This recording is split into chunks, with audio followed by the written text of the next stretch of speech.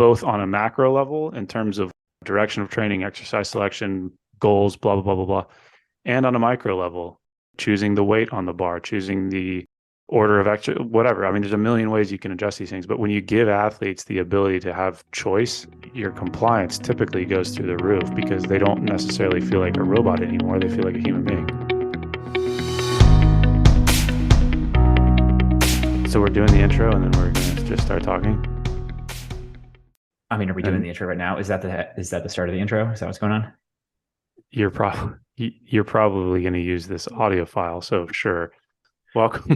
Welcome back to Mops and Mo's, or for the first time listeners, welcome to Mops and Mo's. This week is going to be Alex and I talking about autoregulation. So we get asked quite a bit to just do sort of the X's and O's chalk talk episodes without guests, without interviews, just talking about some of the principles behind training, how we think about training. We've done it before with strength training, endurance training. Today, we're going to talk about autoregulation, a subject that is near and dear to my heart as a strength and conditioning coach, something that I use all the time. And I'm excited to have this chat. Compared to some previous episodes, I don't think we're going to go too far into research on this one. There's research there. I'm going to mention a couple things from research as we go through this, but I think we're mostly going to keep it focused on like practical application and how to do it right. There will be plenty of things, or there are plenty of things in the show notes that will send folks down different rabbit holes. Yeah. Yeah. Cool. Did you know that the Centers for Disease Control have a page on RPE? Do they really? Yeah. I was pulling stuff up for this, and For what? There's a page on the Borg rating of perceived exertion scale. Oh, okay, that's fair. Because, yes, rating of perceived exertion came from endurance. Yeah. So we can start there. Let's start there. So autoregulation. So what is autoregulation? This is this can be confusing for people. And it was confusing for me when I first started diving into autoregulation, because autoregulation is not a type of program. It's not like you don't do autoregulation. The best way to think about autoregulation is that it is a way of writing and creating training that allows for some flexibility and subjectivity and adaptability on behalf of the athlete. And I think as we flesh this out, you will see what I mean by that. So all it is a way of selecting and adjusting your training based on how you feel in a given training session. That seems like a pretty fair definition. The terms that I felt like kind of need to be defined to like lay a foundation for RPE are probably external load versus internal load. I think understanding that concept is kind of necessary before you can go too far into RPE. Does that seem like a good place to start? No, that's fair. Well, even before that, here, RPE. So RPE stands for rate of perceived exertion, like you just mentioned. And we were sort of joking about the CDC and the Borg scale. So I won't dive into like the history of rate of perceived exertion too far, but effectively it came about, I believe he was Swedish, Borg, and he was one of the first to kind of take this idea of subjective or perceived exertion and put it onto endurance training. And his scale was a little bit of a wonky one. I think it was 6 to 20. And it was effectively, it was designed to correlate to heart rate. So like Exactly. a 6, a level or a perceived level of effort of 6 would be at roughly 60 beats per minute. And then 20 would be at 200. So if you look into some of the like RPE literature or some of the stuff out there on the web, you'll hear about the 6 to 20 scale. I mean, for obvious reasons, that's kind of a wonky way of doing things. 1 to 10 is much simpler, but we can get into some of that. But yeah, internal and external load, go for it. Yeah. So external load, if you're doing a program that is not auto-regulated, external load is probably how it's being defined or programmed, which like external load being like objectively no reference to how hard it is for the human. Yeah, like weight on the bar or pace of the run or like all that kind of stuff. Like it is objective. It doesn't matter who's doing it. It's the same.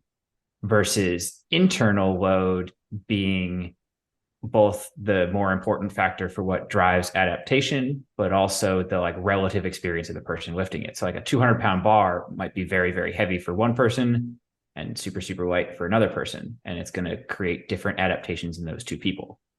Same thing, like a 7-minute mile pace might be a warm-up jog for a really good runner, or it might be like it might be a max effort 1 mile for somebody who hasn't done a lot of running. So, and this gets into the reason why the same workout, like especially when we're talking about the tactical professional application of this kind of stuff, the same workout for a whole platoon, hypothetically, it's going to be the same external load, but it's going to be a very different internal load person to person, and therefore generate different adaptations person to person. So like the reason to use autoregulation is to start adjusting your programming around the internal load rather than the external load. Yes. And the reason I mentioned at the beginning that autoregulation is not in and of itself a program is because with some creative thinking, you can layer elements of autoregulation onto any program. So like, if you're a starting strength person, like you can layer autoregulation on top of that. If you're a West Side guy, or if you're looking at any, run training, like you can layer autoregulation on top of that and create constraints that allow for some flexibility on behalf of the athlete. So, when you're Googling this stuff or trying, if you're a young strength coach and you're trying to figure out what this all means, basically think of it, like we just mentioned, external and internal load. Like your external load is the weight that you're going to put on the bar. It's the pace you're going to prescribe for the run. Autoregulation and the tools around autoregulation give you the ability to account for a decent enough amount of internal load to actually include that in the conversation around adaptation, if that makes sense. And I don't know if this is where you want to go next or not, but just to like explain a little bit about why you would want to do that is that there are a ton of factors that like mediate what your internal load is going to be given the same external load. And like the obvious one is your training status, like how strong are you or how good is your endurance and things like that. But that's only one of many, right? The weather can change how the same external load, the music you're listening to, how much sleep you got the night before, how stressful your day at work was. There's like countless things that could change the internal load that you experience with the same external load. And again, an easy way to think about that is that if you're going off, like what you've most likely seen are strength training programs based on percentages of your 1 rep max. But like go into a workout, like could you hit that 1 rep max today?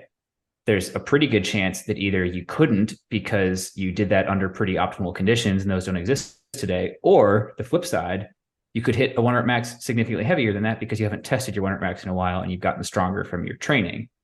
So you've programmed the work you're going to do based on a 1 rep max that is not your true 1 rep max on that given day.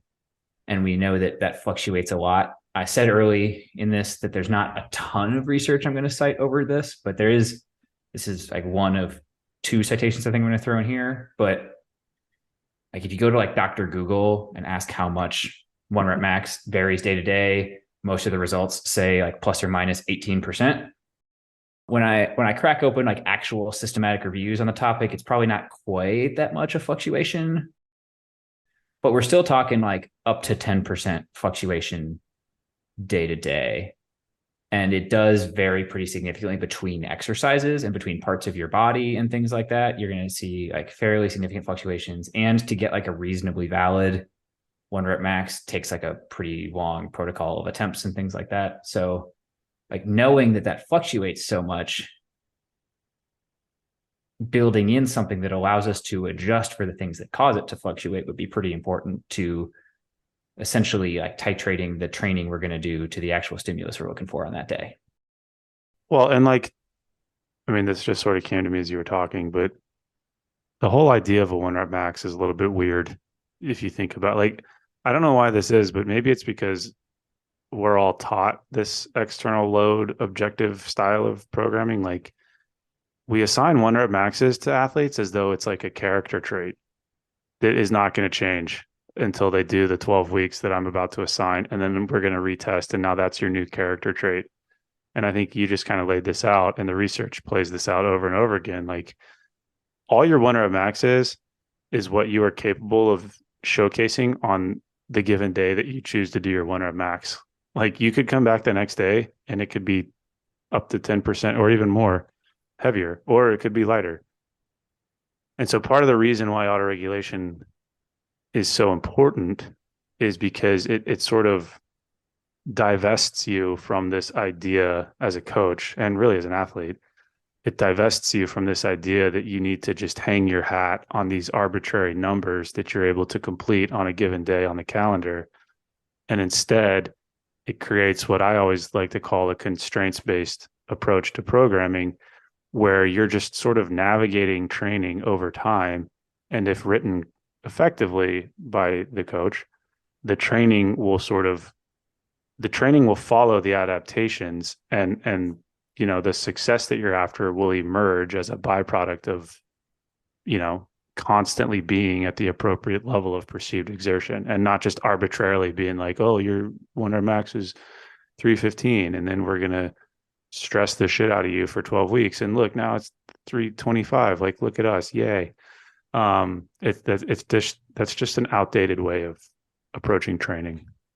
The first thing I thought of when you said we treat one rep max as though they're like character traits of athletes is that if you look up athletes on the CrossFit website, like It's any all of their the one rep competitors, maxes.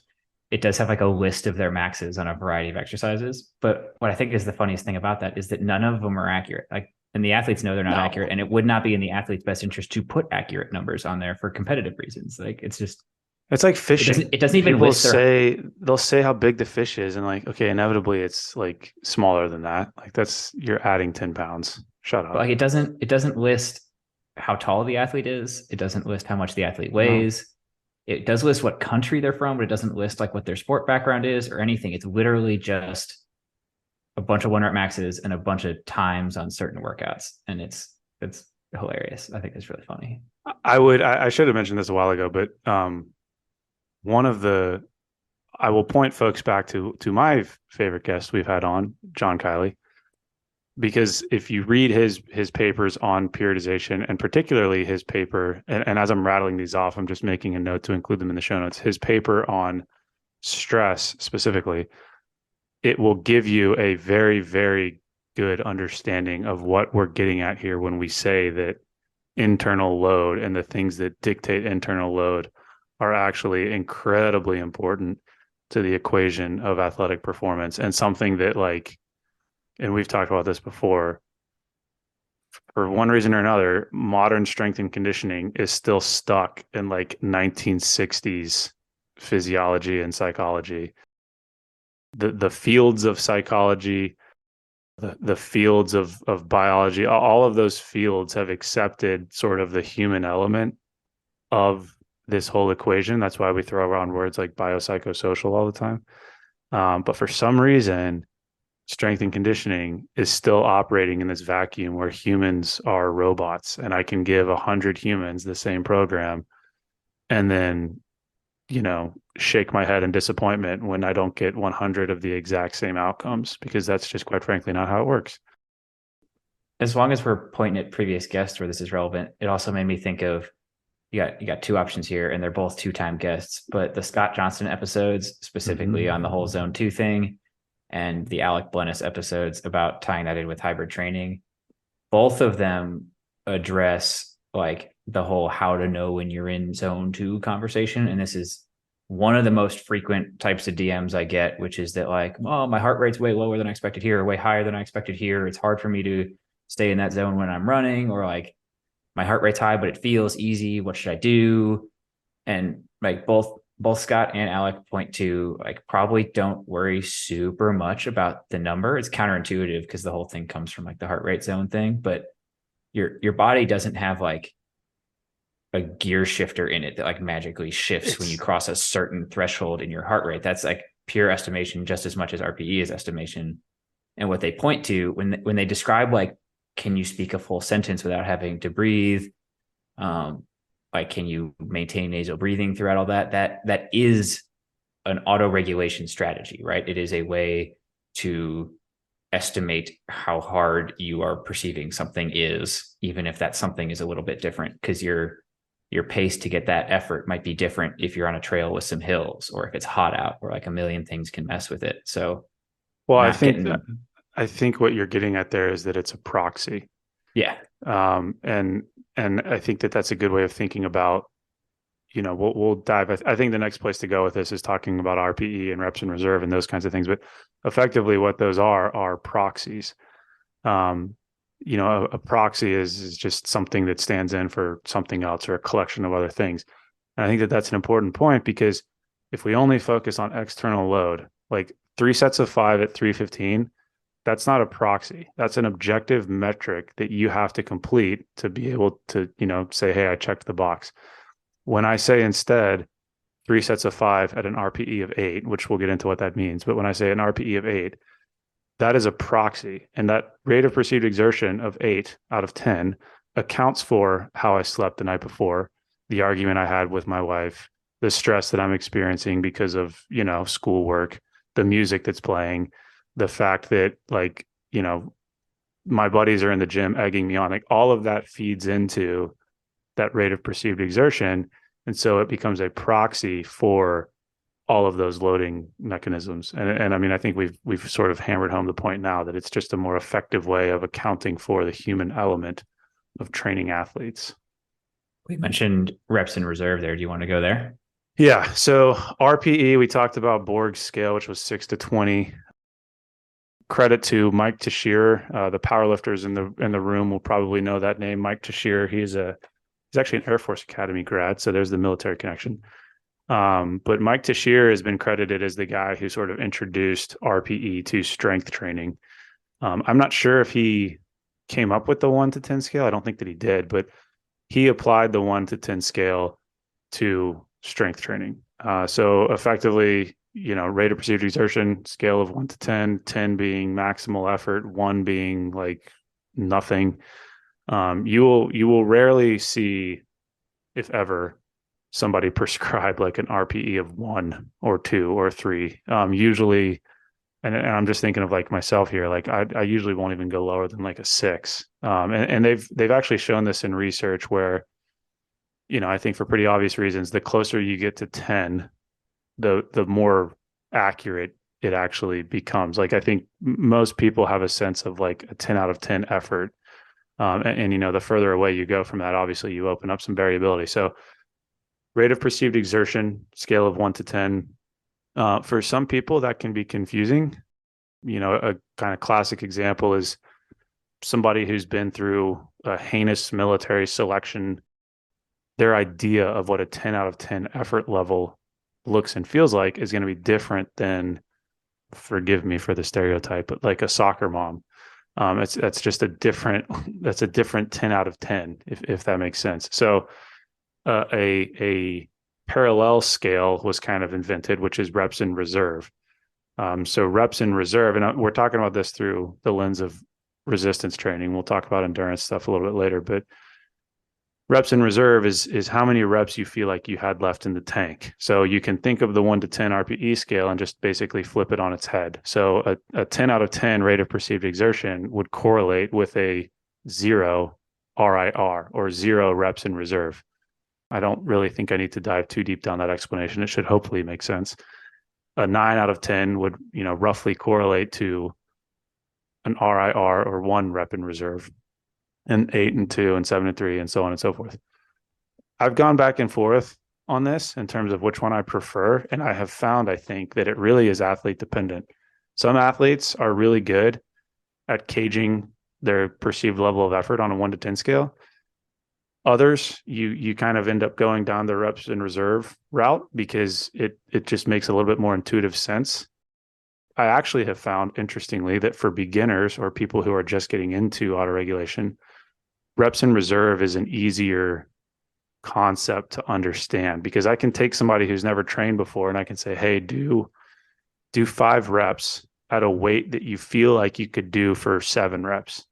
And what that effectively is telling them is like, 2 reps in reserve, versus, hey, do it at a level of like 8 out of 10 effort. Like it's just a lot more broad if you go through rate of perceived exertion that way. So 2 different ways to think about it, but ultimately you arrive at the same end state, which is attaching a subjective rate of perceived exertion or level of effort onto a prescription.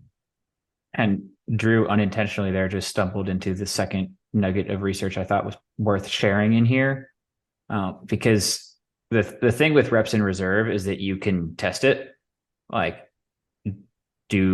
like you said, do 5 reps at a weight you think you could do 7 at, and then they can tell the person, all right, keep going to 7, see if you can make it. You can test reps in reserve to find out how accurate they are. So what the study did, and I'll have to pull it up later. I just took a note on it as I was going through all these, but I will put it in the show notes. The study used the combination of RPE and reps in reserve to test how accurate athletes were when you told them the RPE to go off of, right? And the finding here is that in as little as 3 weeks, people get pretty accurate with RPE. Like it doesn't take very long because this stuff sounds fuzzy. It's subjective. It takes a little bit of experience trying it, playing around with it before you figure it out. But the research shows it doesn't take very long trying it to get pretty good at knowing where you're at, getting the feel for like, oh, the bar was a little slower. That weight I'm going to might not be as easy as it was last week when I did it. Or that went up pretty quick. I can probably go a little heavier than I thought, whatever. Like that feel for it doesn't take that long to develop. It can come as fast as a few weeks. Well, and that's usually you'll see that a lot with people talking about how to start to introduce RPE into an athlete's program. So like, I would safely say that your average athlete is going to be given their first program. It's probably going to be something percentage based because they're probably just finding something online or working with a coach who maybe doesn't do this type of thing. But you can take that, and all you really have to do, because RPE is happening whether you account for it or not. Like you have a rate of perceived exertion every time you lift weights, whether you're writing it down or not. So all you really have to do is say, hey, like don't change do your thing, like do your, that program you're doing, or you add 5 pounds every week, like do that thing. But after each set, just take your, on the side of your sheet or whatever, just write how that felt on a scale of 1 to 10. And that's effectively you introducing autoregulation to an athlete's program without them really realizing it. They're starting to get a feel for how the set made them feel, which if you're not aware of it, you're not really, as an athlete and really as a coach too, you're not really taught to account for how you feel or how a set made you feel. You're just taught to do the thing that's on the sheet. And only the people that are really focusing on, contemporary physiology, contemporary psychology, are really understanding the importance of how sets, reps, weights, et cetera, make athletes feel. So that's kind of how you would introduce it. I guess the next place we could go is just programming, unless you have other stones you want to turn over. I mean, there are a couple worth talking about that I don't think take much conversation to get through. One, there's a perception out there that like autoregulation or RPE is just like giving an athlete an excuse to go easier. And it's important to realize that it's also the opposite of that too. Like it's also giving them permission to just like send it if they're having a great day and feeling really good. So like acknowledging both sides of it, it allows you to ramp down and ramp up. I don't know if you have anything to add on that, or I'll just keep going. Yeah, I guess my thought when you say that is it's very true, and I've seen this play out where, and again, it goes back to sort of RPE versus RIR, and trying to as truthfully as possible capture the level of effort. From a coaching standpoint, you can have your athletes film their sets, or you can watch them do it. Or you can even look at their numbers after the fact and they'll say, oh, that was a 9 out of 10. And it's like, dude, you almost jumped off the ground doing the squat. Like, that's clearly not a 9 out of 10. And this gets to some of what you're talking about with kind of the learning curve and taking a couple of weeks. The other thing that you'll see, retroactively, if you're looking at a program, is an athlete will do, 3 sets, and the weight will get heavier each set, and they'll rate each set an RPE of like 8. It's like, well, obviously that's not true, because if that were true, like, you wouldn't have been able to add weight. So there's little things like that where you can kind of, you work towards a really good understanding of what a 7 feels like, what an 8 feels like, what a 9 feels like, or, with reps in reserve, like what a 0, what a 1, 2, et cetera, what those feel like. It's fair. The other one, and this might be like something we come back to when we close it out a little bit, but a core reason to implement RPE is that it increases athlete autonomy. It gives the athlete decisions to make in how they're doing their training. And that literature is pretty conclusive, right? More autonomy improves compliance, it improves consistency, it improves effort. It's not a ton of autonomy. You could get like significantly more autonomous by like allowing athletes to pick exercises within a movement pattern, or like choose workouts or things like that. Like there's you could go in a very much more autonomous direction, but it's one of the first and simplest ways to introduce autonomy into a program and give the athlete some ownership over the training they're doing.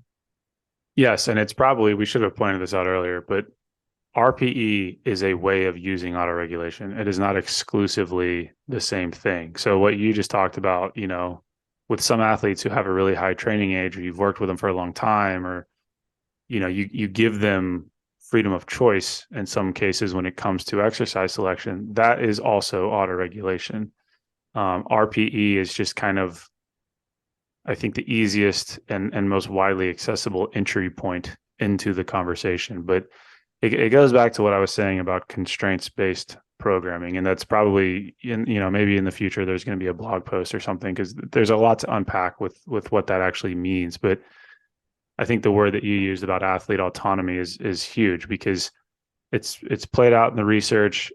Tons and tons of coaches have seen it anecdotally. Like, when you give athletes autonomy and the ability to choose and feel like they are part of the decision-making process when it comes to training, both on a macro level in terms of direction of training, exercise selection, goals, blah, blah, blah, blah, blah, and on a micro level, choosing the weight on the bar, choosing the order of whatever. I mean, there's a million ways you can adjust these things, but when you give athletes the ability to have choice, your compliance typically goes through the roof, because they don't necessarily feel like a robot anymore. They feel like a human being.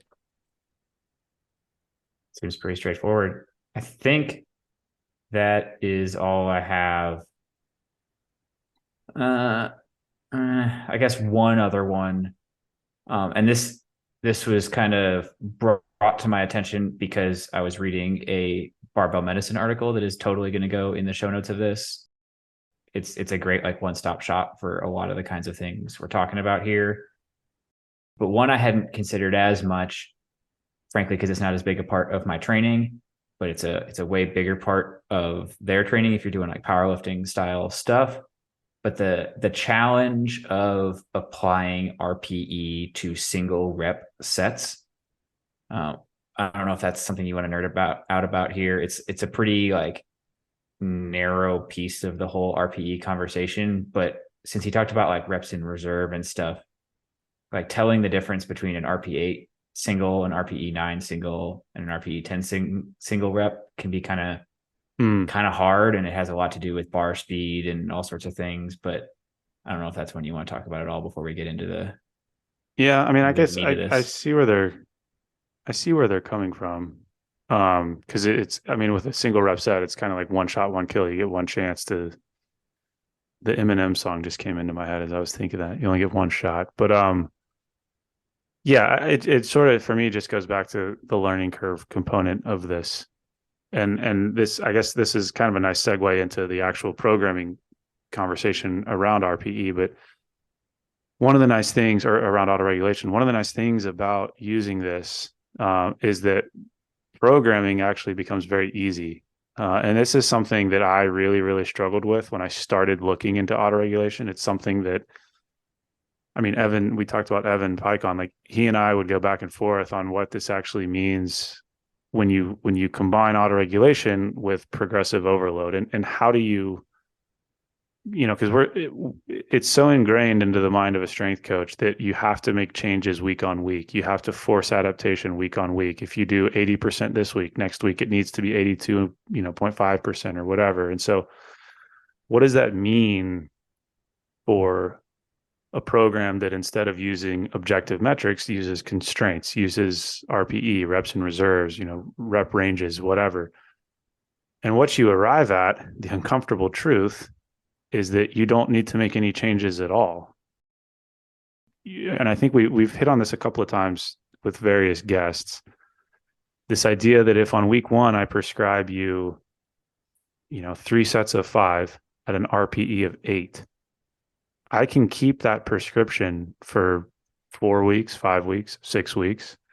And if you understand RPE, you, the athlete, if you understand RPE and what that really is trying to capture, the progression will take care of itself. And it actually feeds into what I think both of our favorite kind of definitions of progressive overload is, and something that we've talked about before, which is that you're not forcing adaptation. That's not progressive overload. Progressive overload is the act of you adapting and then being able to lift more weights. It's not that we are adding 5 pounds every week and forcing your body into some new shape and form. It's that the adaptation is emerging because of the programming that we're putting down and the actions that you're taking in the gym. So that 3x5 at an RPE of 8, week 1, week 2, week 3, week 4, not making any changes and just watching what happens to your weights as we respond to everything else going on, that then begins to dictate what the program looks like. The first thing I thought of when you talked about the progressive overload stuff is just that doctors don't change the dosage of a medication when the medication is still working. They change the dosage of a medication when it's not getting the effect they want, right? Seems pretty straightforward. And then a nice little nuance of programming that RPE solves. This is a pretty minor one, but it's useful. When you're prescribing an exercise to an athlete for the first time, it can be hard to assign an appropriate weight for it, right? Sometimes you'll see people using arbitrary ratios, like your front squat should be a certain percentage of your back squat, or your lunge should be a certain percentage of your front squat, or whatever. But those are just guesses. That's all they are.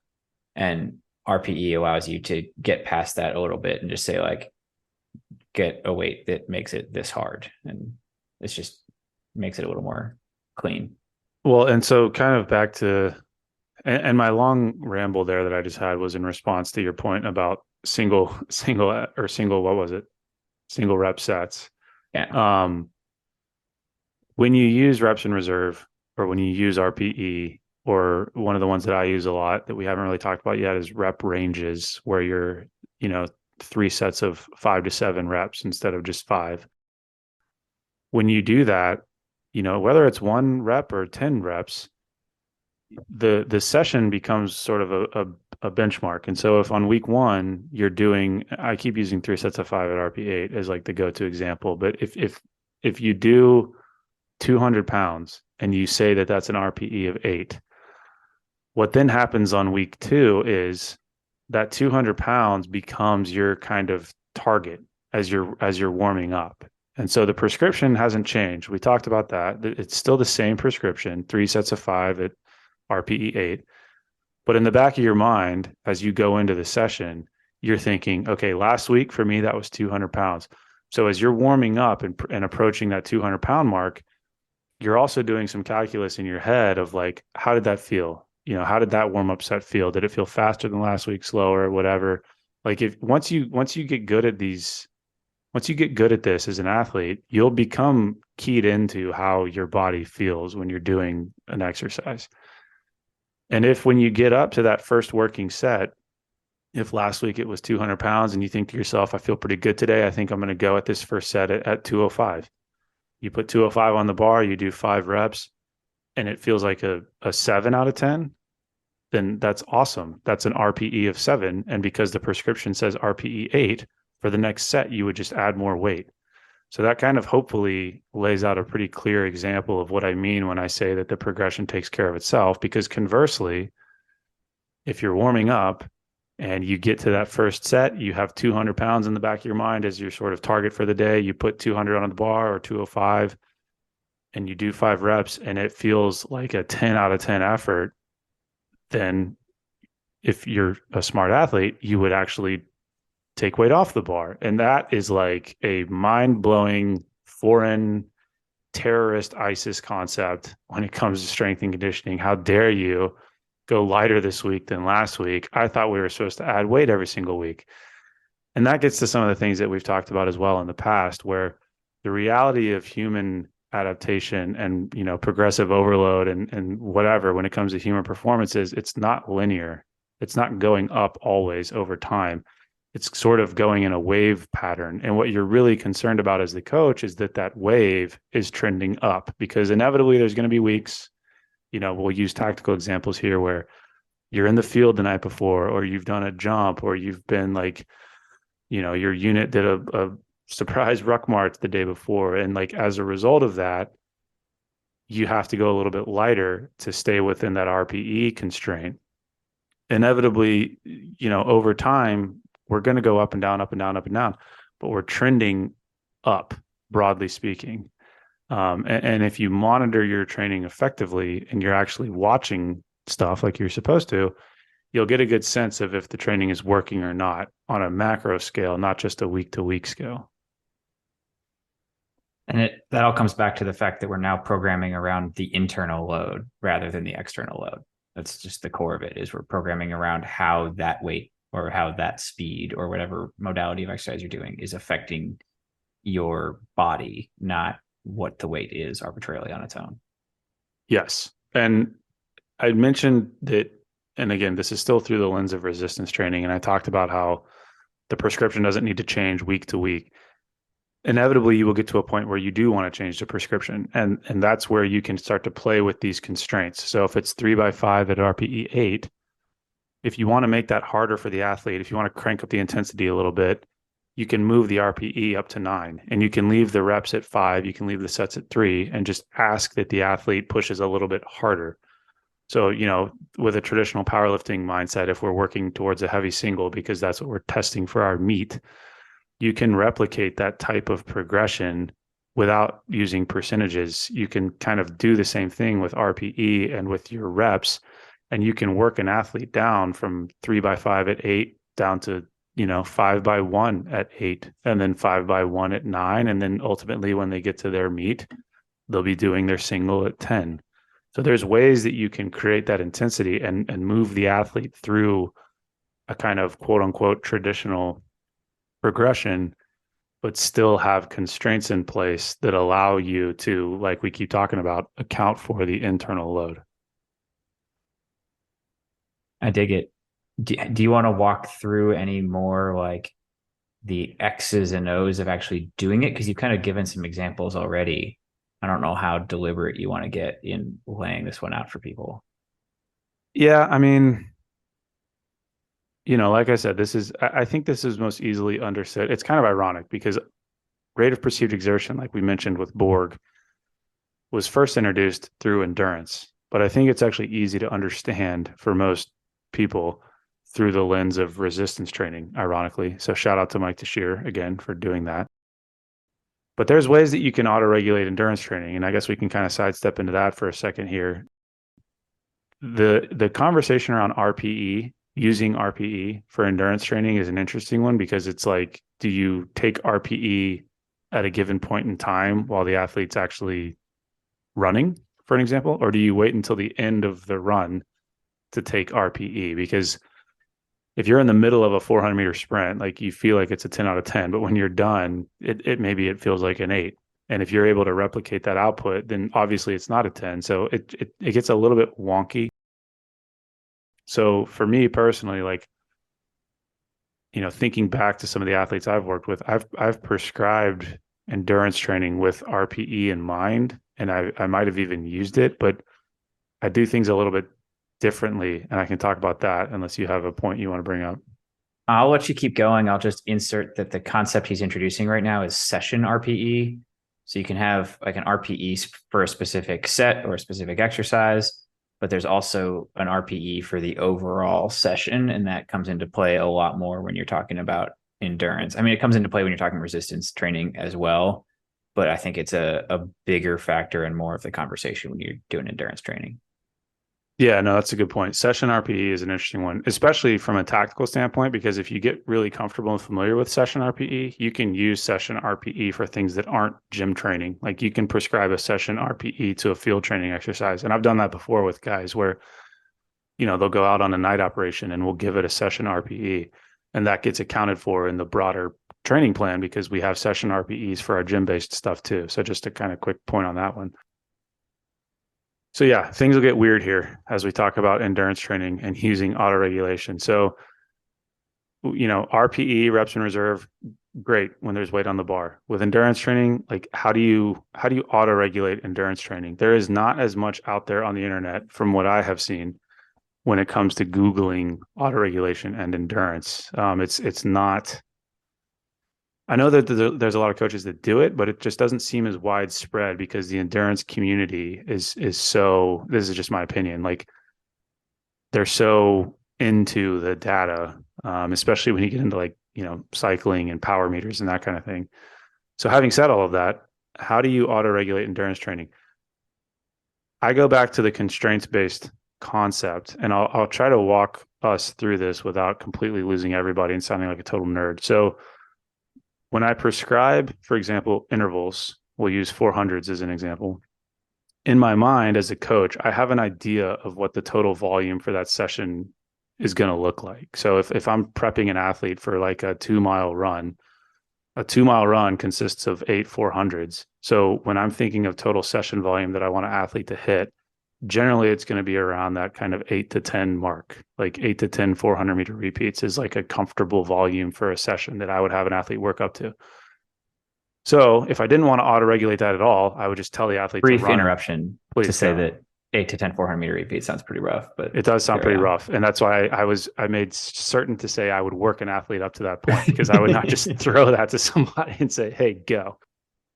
But the sort of non-auto-regulated version of doing that would look like exactly what you just mentioned. Me just saying, hey, go and run 10 400-meter sprints. Like you're not leaving a whole lot of chance there. That's going to suck.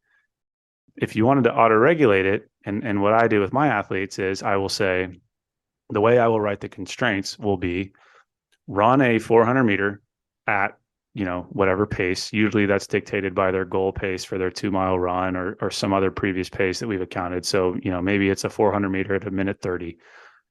So run a 400-meter at a minute 30, rest for a minute 30 and repeat and continue to repeat until one of two things happens. One, you complete 8 total reps, or 2, your subsequent time becomes greater than 2 seconds off of your, first split. You can play with those to make things harder or easier, depending on how you want to go. But that's a really easy way of introducing autoregulation to endurance training. And the nice thing about that as well, we talked about not having to change the program as much when you go this route. You can leave that prescription for a couple of weeks until the athlete gets to the point where they're able to do 8 400 or 10 400-meter repeats at that minute 30 with the minute 30 rest. So they do the same session week after week after week, and you as the coach are watching what's happening with the paces and what's happening with the volume. And once they get to the point where they're able to do those 10, you change the constraints. So you can either decrease the rest, you can ask them to run at a faster pace, you can increase the duration of the interval. All of those things that you choose to change, that's what dictates the adaptation. And the adaptation that you're after is going to be dependent upon your goal outcome. Does that make any sense at all? I think it got a tiny bit confusing at the end. I think I can hopefully interpret it a little bit for people. So Drew sounded for a second there like he contradicted himself. The things you change drive the adaptation, sort of. what he's getting after there is that you would choose which variable to manipulate based on what adaptation it is you are Yes, chasing. that's a better way of phrasing it. Yes, because if I Yeah. decrease rest with with intervals, that's kind of like that's a speed preservation move. If I increase the length of the interval, that's more of like a speed endurance move. Like hopefully that kind of makes sense what we're getting at. But yeah, the change that you make is dependent upon the direction that you're looking to go. But the Yep. important point there, I think, is that we're not just changing for the sake of changing. Like we're changing things because the athlete's performance has dictated to us that it is now an appropriate time to change. Because I think what often happens with endurance training and with intervals specifically is I'll arbitrarily tell somebody to do 6 by 400 meters. And if I look at their splits, the first one's like they go all out, it's like a minute. And the second one's like a minute 10, then it's a minute 30, then it's a minute 40. And they're training themselves to get slower. And that's not what you're after when you're truly looking to make someone faster with intervals. You're wanting to reinforce speed. And so when you introduce constraints and you hold the athlete accountable for those constraints, and I just programmed this for a guy the other day where I did that exact same 400-meter thing that I just walked everybody through. And I told him like, if this closes out before you get to 8 intervals, just jump to the third part of the session, which was 20 minutes of zone 2 as a cool down. So he came, he goes to the track on that day. He warms up for 10 minutes. He gets into his intervals. If it's a good day, he's feeling fast. He might complete 6 to 8 of those 400s. And then he goes on to do his cool down, 20 minutes of zone 2. If it's a crappy day and he's not feeling fast and he only does 2 of those, we still get a good training volume in because he drops down and he goes at an easy pace, and we account for the fact that he's stressed out or whatever, and we provide some active recovery. And then the next time he sees that session, the same constraints are in place. And me as the coach, I can see, okay, was that just a one-off, or is this truly too hard of a prescription and do I need to make changes? So that's in my opinion, that's how you should be thinking as a strength coach versus, oh, we did 4 this week. Next week, we're going to do 6. Next week, we're going to do 8. Then we're going to do 10. It's always, for some weird reason, even numbers. Nobody ever programs 7 by 400 meters, but sometimes that's what the athlete needs. You're going to start creating programs that are like specifically uncomfortable numbers where you have to break out like 2.5 pound plates, or you have to do odd numbers of repeats. Or I think I stole that from Evan, the idea of nobody ever programs sets of 7 or whatever, because it's true. Like we, as humans, something to do with pattern seeking behavior and chasing even numbers. Yeah. I don't know why we do that. we should create a program that's entirely prime numbers. No evenly divisible numbers accepted. I think that'd be similar to creating music that's entirely in the minor scale, and it would like throw people off and they wouldn't quite know why. I know Like this this, isn't a music podcast, but have you like looked at the way Tool writes their music? I don't even know who Tool is. Sorry if that Well, inflames people. that's gonna offend a few listeners, I'm sure. But there's some fascinating, like they write songs like entirely around like math ideas sometimes. So like Oh, they jeez. have like a Fibonacci sequence where the time changes like routinely throughout. It's insane. But that's a whole separate conversation. It Well, has I nothing to think, do with autoregulation. well, no, but I think it brings up this might have been Mike Tashir that said this with training. And when you use autoregulation, and I want to figure out how to phrase this the best way, because as coaches, all of us inevitably use, I mean, we talked about first principles versus analogies and things like that. Like we use systems whether you realize it or not. And oftentimes what that means is, taken on aggregate, all of your programs, regardless of the athlete you're working with, all of your programs generally look roughly the same. You might make a couple changes here or there because you think that you're accounting for the sport, but generally speaking, you don't stray too far from the systems and the principles that you either consciously or subconsciously subscribe to. And the interesting thing with autoregulation is if you follow it to its logical conclusion, you might end up with an athlete that responds really well to sets of 17. And the only way that you would truly know that is if you allowed for the programming to tell you that. And so it's just sort of an interesting perspective that, again, I don't know if it was Mike who said it, but I'll credit him with saying it. It's just an interesting perspective of saying, like, if you get to a point where you realize that the athlete responds best to sets of 17, the question you have to ask yourself is, would I have ever known that in the first place if I didn't actually create constraints and allow for the athlete to effectively show me what they need best to adapt? All right. Well, I don't remember exactly when we started this episode, but I think we are approaching an hour now. What practical X's and O's stuff have we missed that you want to go over?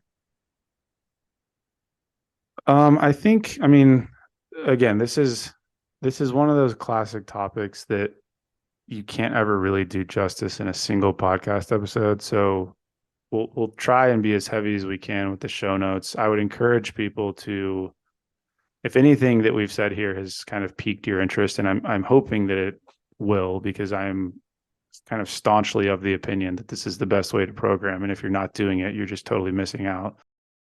And I don't mean missing out on the party. I mean missing out as in you don't understand physiology. You know, give it a Google. Like, look at, like, barbell medicine. You mentioned barbell medicine. They have a ton of good resources on autoregulation. They're really big proponents of rate of perceived exertion and reps in reserve. Like I mentioned, there's a couple of endurance folks that are starting to kind of include these things, and you'll find some good stuff there. But I guess from an X's and O's standpoint, the best way to think about autoregulation and kind of constraints-based programming and all the things that we've talked about, and I'll credit Mike Tashir here, is he talks about it as a garden. Like the process of training athletes is more like tending a garden and less like building a robot. With a garden, you can plant the seeds and you have an idea of, tomatoes and potatoes and so on, but you can never really account for so many of the other variables that are going to feed into the equation of what that tomato plant's going to look like. But you can introduce constraints, whether it's a particular, I'm getting super nerdy here with the gardening metaphor, but you can introduce constraints that will allow you to have some control over the growth of that plant. I mean, that is effectively training. Whereas for so long, and by so many people, we've been told that it's like building robots, and I control all the outputs, I control all the inputs. And if the athlete does X, Y, and Z, I can predict what's going to come from this training plan. And hopefully, if you've been listening to us for any length of time, you will have recognized that that is unequivocally false. Not only is it false, it's like borderline dangerous, and it's a way that we see a lot of injuries happening with training. So if you become comfortable with autoregulation, don't let the subjectivity of it be intimidating. Don't let the athlete autonomy component be intimidating. Allow for some control on behalf of the athlete. Allow for some freedom on behalf of the programming. I think what you'll arrive at as a coach is a like a higher level of existence, so to speak, in terms of understanding how programming works and understanding how adaptation works. And I realize that nothing that I just said relates to X's and O's. It was a little bit more esoteric than that, but hopefully it made sense. Well, I'll talk to closers on my end, and I think they're a tiny bit more practical. We're not going to talk about transcendence here. Yeah, but please. We're actualizing. We're self-actualizing. So first off, I think I'll lay out a scenario that I think happens all the time in tactical organizations, and I'll explain why RPE would be a way to start solving the problem. It's the scenario of a platoon doing PT together, and like nearly half the platoon, the workout's going to be too easy and they're not going to get much out of it, and they're going to feel like they wasted their time, and they're going to have to go to the gym later and do something else. And then nearly the other half of the platoon, it's probably too hard for them. They're not ready for it. They're fatigued from the last session. They're not recovering enough. They're struggling through it. They're falling out of the run, whatever it is. And then there's like 2 or 3 guys in the middle where it was the appropriate prescription for those 2 dudes. And they're the only ones who got productive training out of the session. And the reason, like, I would love to see that problem fixed by a leader sitting down with the guys and talking through some of this auto-regulation stuff and being like, hey, here's how hard this session should be. And I know I've had this conversation with NCOs I've worked with in the past and stuff, that like, if a soldier isn't particularly motivated, or whoever you're working with isn't particularly motivated, RPE might not be the tool to use in that situation. Like it's somewhat unique to tactical. In a lot of coaching situations, you don't run into the situation of like, what do you do if an athlete does not want to be there and doesn't care about fitness or whatever. That's more common in tactical than it is in some other places. And so there's a risk there. Like that might be a problematic situation to introduce RPE into. But if you do have that trust established and you do have a good culture, and maybe RPE could be part of establishing a culture where training isn't always suffering for everyone, and you can make it so that you're trying to match the training to the like the people you're working with in such a way that you're achieving similar internal load for each person. Everybody's experiencing the same level of challenge rather than the same objective amount of work completed. And this starts to be like we do the opposite, right? When we do like normal runs in large group PT environments, we provide the least stimulus for the best runners who need more stimulus, and we provide the most stimulus for the worst runners who need less stimulus. Like it's backwards of what it should be, right? And like, And then we wonder why everyone gets hurt. yeah, and you see this play out all the time. Like I remember I was like pretty good runner early in my career. I'm a skinny guy. That's what happens. And like a group gets back from the run and is like shivering in the cold and is miserable because they're waiting for everybody to get back because the run was like they smoked it way faster than everybody else. Now they're just chilling. And like C group comes in after suffering really hard through it because they were trying to finish in like a reasonable time. And they feel really bad and they're embarrassed for being in a group that's slower or whatever. And then because A group has been sitting around waiting for a while, we jump straight into something else to work on when the guys who are like already suffering the most haven't had any chance to recover. It's just not a great situation. And like being able to talk about this stuff helps us get to a place where we're providing the appropriate stimulus for the appropriate person. And then the last thing I wanted to add in is coming back to the autonomy thing. I've come back to this a few times as like kind of a foundational principle in this whole MOPS and MOS thing, is that I think creating autonomous athletes should be part of like the paradigm of tactical, because you know that they are going to end up in situations where you're not going to be there.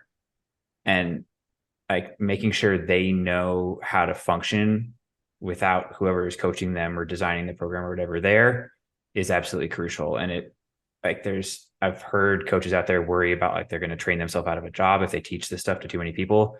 There is enough turnover in tactical organizations that you are going to have plenty of people to teach plenty of stuff to the whole time. I think we should absolutely be seeking autonomous athletes who understand the stuff and can apply it to themselves. Well, and I think too, like, and maybe this triggers people, I don't know.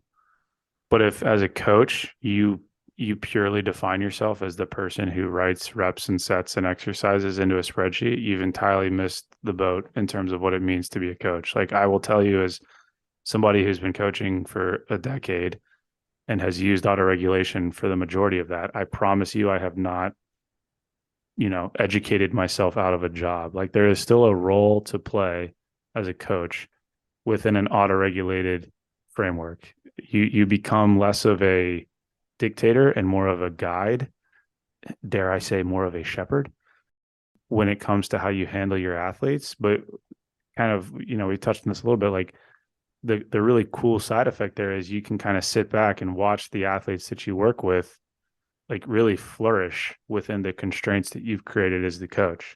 And kind of a couple of points that came to mind as you were talking there is, we've talked, obviously this whole episode has been about autoregulation, RPE, rate, reps in reserve and all that kind of thing. And I would tell you unequivocally, it is, in my opinion, the better way of programming. That does not mean that it's the only way. And there is a time and a place for focusing more on external load than internal load. And I'll use powerlifting again as an example. If there is a competition or something taking place in which, a race in which you have to meet an objective performance metric, then as you get closer to that event, it would make sense to become a little bit more objective in your training. I did a blog post a while back that's on the website talking about sort of performance versus physiology when it comes to endurance training. And that was kind of the point that I was getting at, where for 80, 90% of the training calendar, you can exist in a subjective, autoregulated state where you're effectively allowing the athlete to navigate adaptation. But when you get to the point where you really need to kind of, I'll use the buzzword, kind of peak for a competition or peak for an event, you almost need to layer in some objectivity, because that then lets you know if the athlete is ready to perform at a given level. So it's not necessarily that this is the only way. I mean, I do think it is a really good way, but it's part of the larger conversation. The other thing that I'll mention here, and I will do my best not to just turn this into a 4-hour podcast, but you talked about tactical training. We talk about hybrid training a lot. We've had a lot of thought leaders in the hybrid space. The question people ask all the time is, how do you combine endurance training and resistance training? I mean, for me, step one is introducing autoregulation, because if you are purely looking at an objective resistance training program that focuses only on percentages and only on this kind of like, we jokingly have referred to this as sort of like the predicting of the future in terms of your resistance training, and you're doing the same thing with your endurance training, and you're not accounting for the internal load, you're inevitably going to drive that athlete into a wall. So if you look at any of the heavy hitters out there who are doing really big things in the hybrid space, Alex Viata comes to mind, Alec Blinnis, Fergus Crawley, Jonathan Payne, like these heavy hitters in social media that are doing some insane things from a hybrid standpoint, all of them are using some component of autoregulation, because it allows for you to account for the internal load. It allows for you to step into the gym a day after doing a really long run and complete a workout at a level of perceived exertion that is appropriate to drive the stimulus, and not just arbitrarily saying, oh, well, coach told me I need to do 3 sets of 3 at 90%, even though my legs are smoked from that run that I did yesterday, because the run program I'm doing said that I had to do it at, this particular pace. So again, that could very easily be its own episode in terms of hybrid training. But the point I'm trying to make there is that autoregulation, accounting for internal load, accounting for the athlete experience, all of that subjective stuff is a key component to running a hybrid program effectively, which to me, at least by extension, means that it's a key component for running a tactical program effectively, because as we've talked about before, tactical athletes are hybrid athletes, whether you like it or not. You have to be able to do both of those things. The last thing I'll say is that, to me, Alex runs the Instagram, but I think having an FAQ for autoregulation off the back end of this probably makes sense. If any of the things that we have said have either generated or inspired questions for autoregulation, and how you guys might have some questions about more of the practical examples, like throw those our way. And if we collect enough of them, we'll probably do a follow-on episode where we answer those, because I think we could spend a lot of time talking about random X's and O's, but I would rather open it up to the people and let them fire some questions at us. I dig it. I got nothing left. Cool. Thanks for stopping by, guys. See you next week. Hey, Alex, let's cover our ass real quick. Oh, great idea, Drew. All right, guys. The views and opinions expressed in this program are those of the speakers and do not necessarily reflect the views or positions of any entities they represent. Thanks for tuning into this week's episode. Before you go, please rate and review the pod on the listening platform of your choice. You can also visit us on our website at www.mopsinmos.com. That's mops, the letter N, mos.com. You can check out the library of podcast episodes, our latest blog entries, any helpful resources, and also sign up for our newsletter. Drew nailed it. Just to underline a couple of things, the podcast entries have in-depth show notes on the website. So if you missed anything or you want to read any of the research we talk about, it is all there. You can, at the bottom of the website, sign up with your email and receive future updates from us.